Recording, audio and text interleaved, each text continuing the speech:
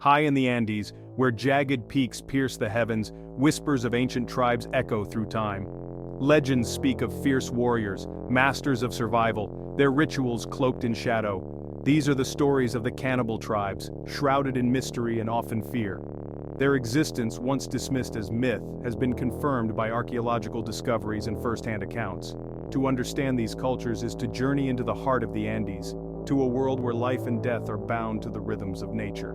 The Andes, a formidable mountain range stretching over 4,300 miles, have shaped not only the landscape but also the destinies of the people who call them home.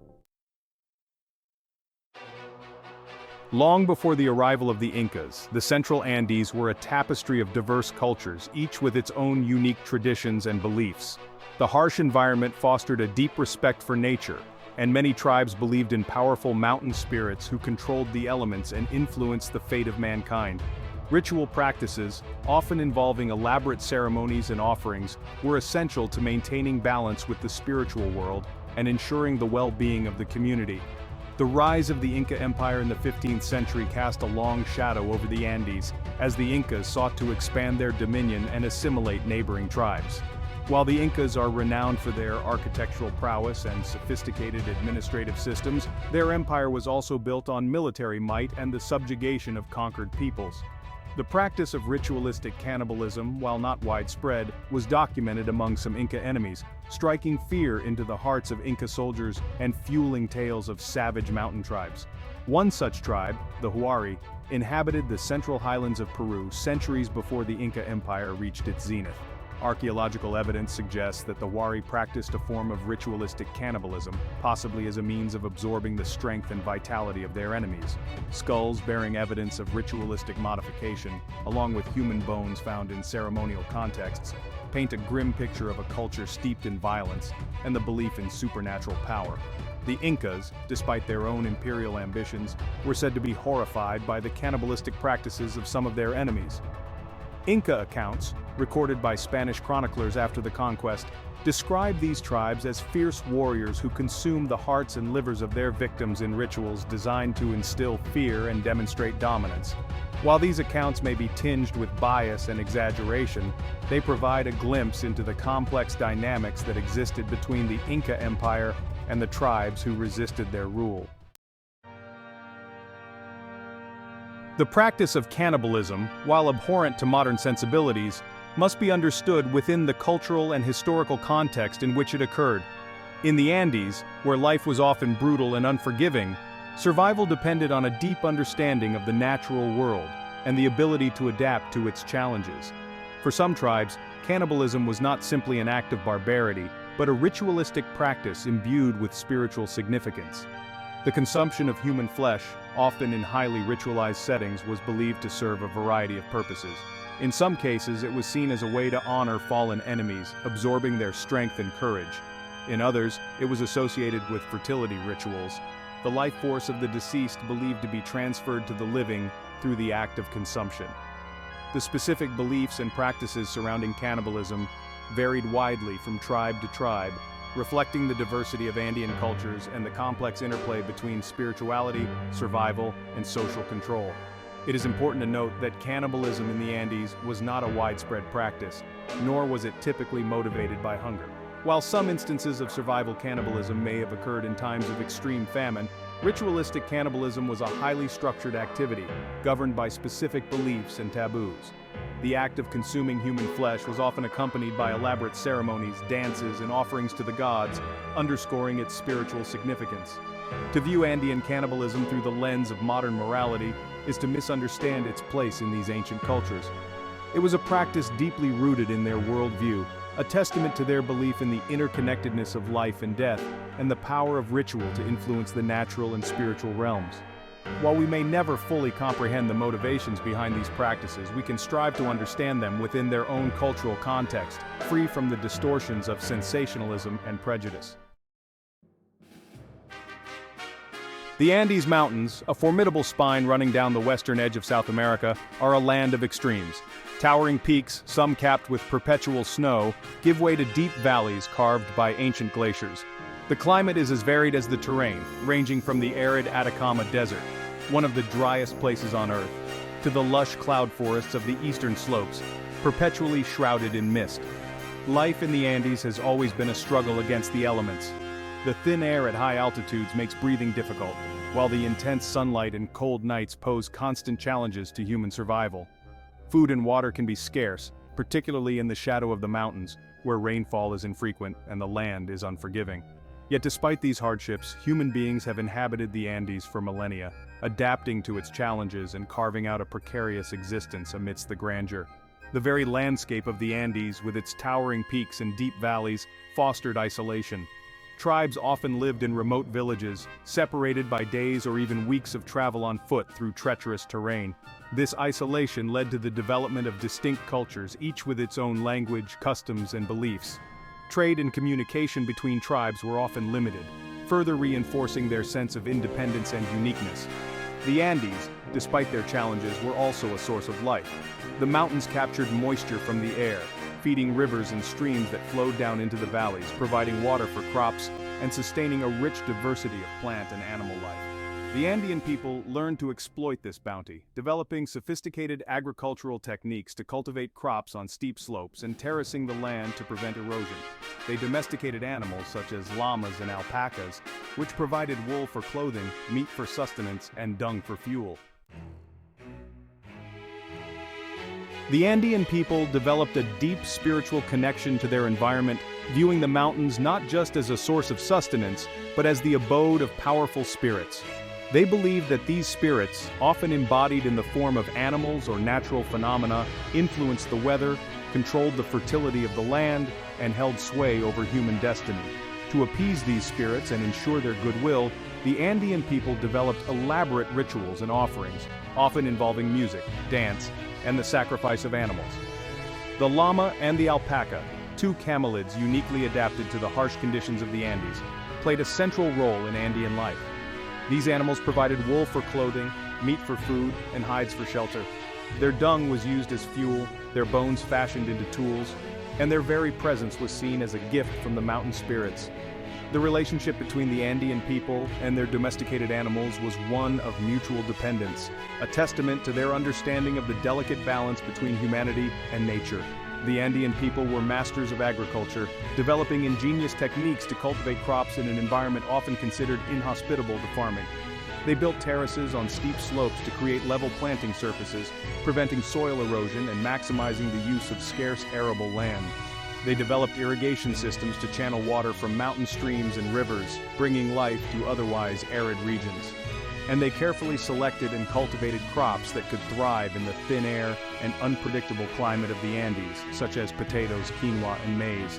The Andean people's ability to survive and thrive in such a challenging environment is a testament to their ingenuity, resilience, and deep understanding of the natural world. They learned to work with the land, not against it, recognizing that their survival depended on maintaining a harmonious relationship with the mountains and the spirits that dwelled within them.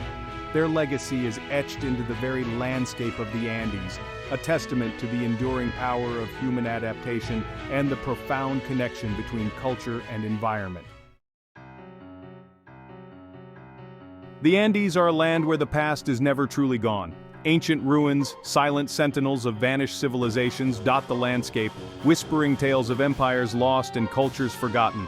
From the majestic city of Machu Picchu, hidden amidst the clouds, to the enigmatic Nazca lines etched into the desert floor, the Andes are a treasure trove of archaeological wonders, each holding clues to the mysteries of the past.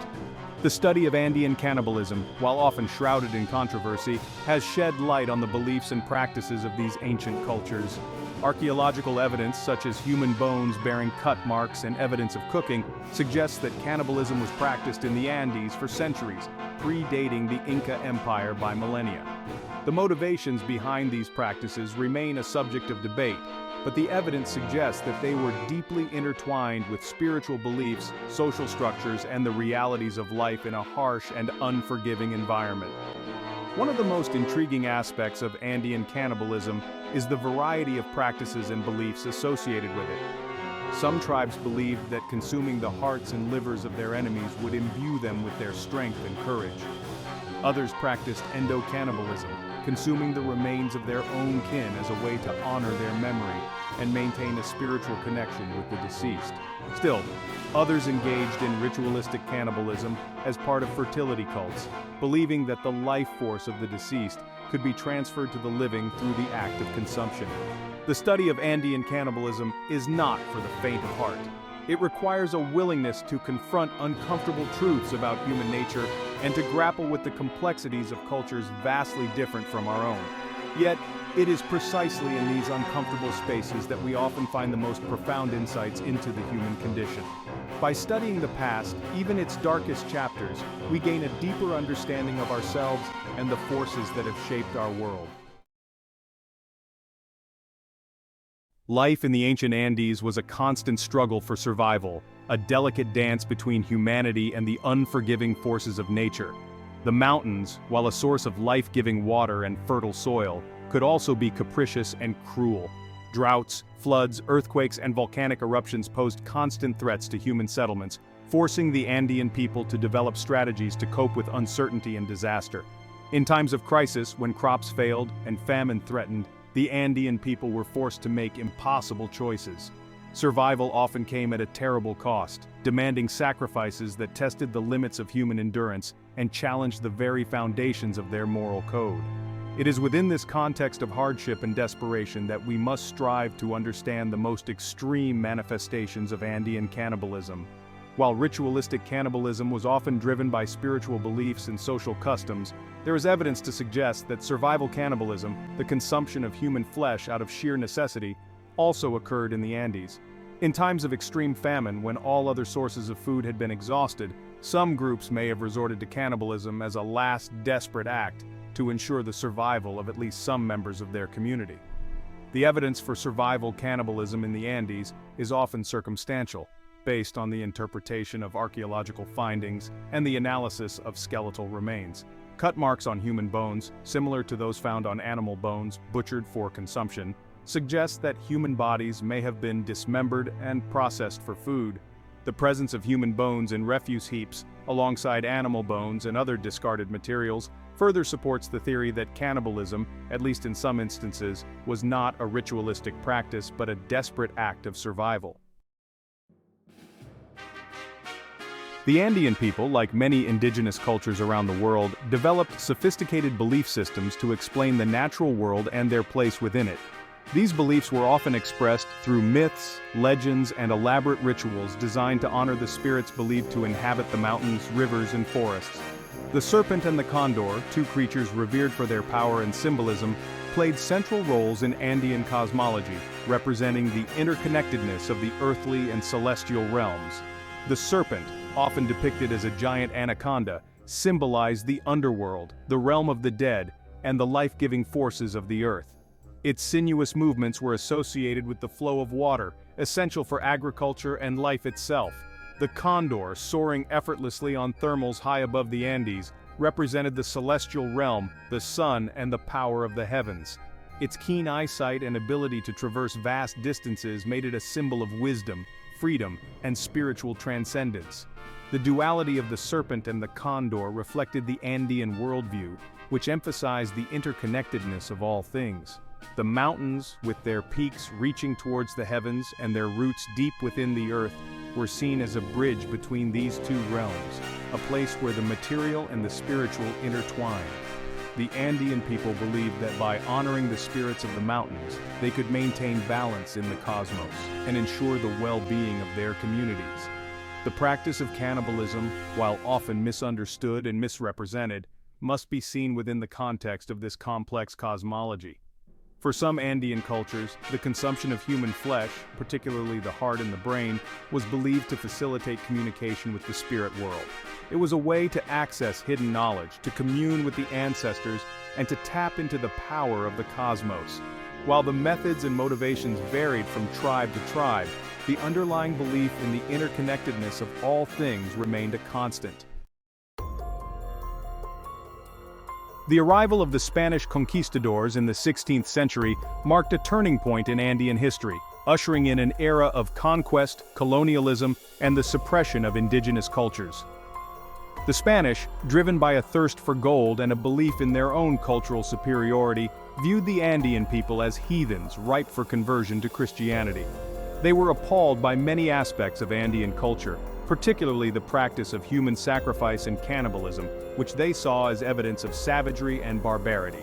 Spanish chroniclers, often motivated by a desire to justify the conquest and to portray the indigenous population as uncivilized, wrote sensationalized accounts of Andean cannibalism.